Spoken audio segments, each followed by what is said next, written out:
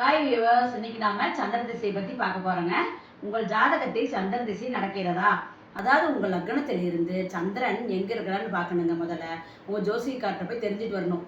சந்திரன் 1, 5, 9 அப்படிங்கிற திரியோண ஸ்தானங்களை அமர்ந்து விட்டால் சுபபலன்களே நடைபெறும். அதுவே 1, 4, 7, 10 கேந்திர ஸ்தானங்களாகிய கேந்திரத்தில் அமர்ந்து விட்டால் சுபபலன்கள் எதிர்பார்க்க முடியாது. அதுவே 3, 6, 8, 12ஆம் இடங்களில் அமர்ந்து விட்டால், அதாவது மறைவு ஸ்தானங்கள் இதெல்லாம் அந்த 3, 6, 8, 12 உட்கார்ந்து விட்டால் நம்மளுக்கு கெடுபலங்கள் தான் நடைபெறும்.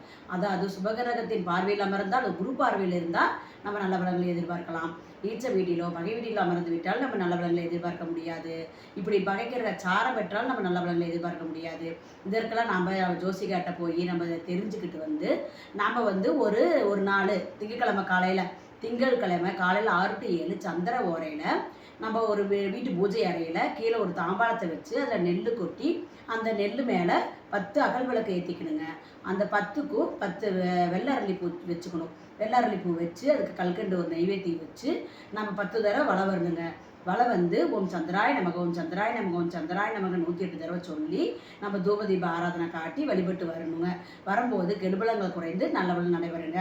அப்புறம் திங்கட்கிழமை நாள் நாம் ஈஸ்வரன் கோயிலில் இருக்கிற பார்வதி தேவியை போய் நம்ம வாரம் நம்ம பார்த்துட்டு வரணுங்க. அவங்க வழிபாடு செய்யணும். பார்வதி தேவியை நம்ம வழிபாடு செய்ய நம்ம கஷ்டங்கள் குறைந்து நம்ம துன்பங்கள்லாம் மறைய ஆரம்பிக்கும்.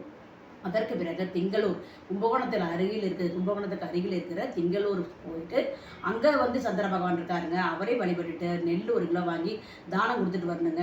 அதற்கு பிறகு வீட்டுக்கு நம்ம சித்ரா பௌர்ணமியை ஆரம்பிக்கணுங்க. சித்ரா பௌர்ணமி அன்னைக்கு நம்ம சத்யநாராயண பூஜை செய்யணும். அந்த அன்னையிலிருந்து ஆரம்பித்து நம்மளுக்கு ஒவ்வொரு பௌர்ணமி அன்னைக்கும் சத்யநாராயண பூஜை செஞ்சுட்டு வர வர வர வர நம்மளுக்கு எல்லாமே சுபபலங்களாக நடக்க ஆரம்பிக்குங்க. அதனால் சந்திர திசை நடக்கும்போது நம்ம இப்படியெல்லாம் ஃபாலோ பண்ணிட்டு வரணும். அது மட்டும் இல்லாமல் நம்ம தாய், சந்திரனாவே தாய் தாங்க. தாய்க்கு நம்ம மிக மிக மரியாதை கொடுக்கணும். தாய் வயசில் இருக்கிற பெண்களுக்கு உகந்த மரியாதை கொடுத்து அவங்களுக்கு வேணுங்கிற உதவிகளெல்லாம் நீங்கள் செய்து கொடுத்துட்டே வந்தீங்கன்னா உங்கள் வாழ்க்கை மென்மேலும் உயர்வடையுங்க. சந்திரனுக்கு உண்டான பரிகாரங்கள் இதுதானுங்க. இதை நீங்கள் ஃபாலோ பண்ணி பாருங்கள். கைமேல் பலன் கிடைக்கும். நன்றி.